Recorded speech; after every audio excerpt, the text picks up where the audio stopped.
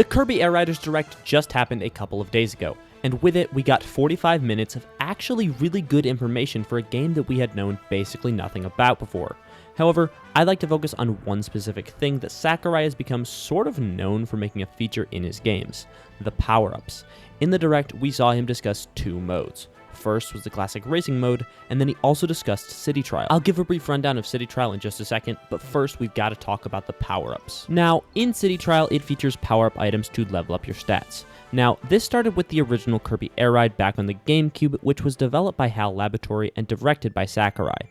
And in that game, one of the favorite modes by a lot of fans was City Trial, a mode where you gathered stat power-ups for an eventual final battle of sorts in a minigame. Now, I have never played Kirby Air Ride in my life. What I have played though is Super Smash Bros. For the 3DS. What does that have in common with Kirby? The exact same power-up system used in a minigame called Smash Run. In Smash Run, you also gather stat power-ups and boosts for an eventual battle between every single player. The game, Super Smash Bros. For 3DS, was also developed by Sakurai. Weird, it's almost like he used Kirby Air Ride as an inspiration for Super Smash Bros. For 3DS.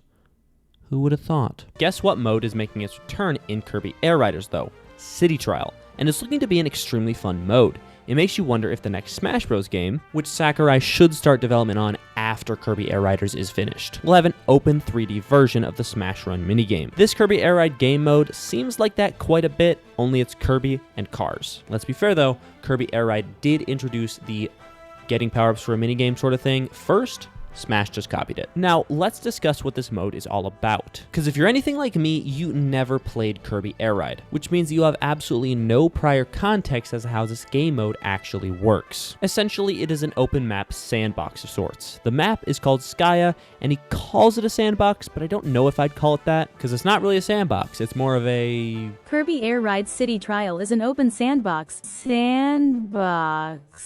Never mind. It's a floating island in the sky where you have 5 minutes to go around on your machine and gather power-up items that boost your stats. There are also occasional battles that you can participate in. I say can because you don't have to. You can just keep collecting power-ups, but you're not going to get as many as you were as if you were to play in the battle. You can also swap your machine or vehicle to different vehicles that you'll find across the map and collect power-ups for the finale. The finale is in one of the many stadiums that can either be randomly selected or be picked by you, the player. Still kind of confused by that though. You can also play with up to 8 players in local wireless mode and 16 online.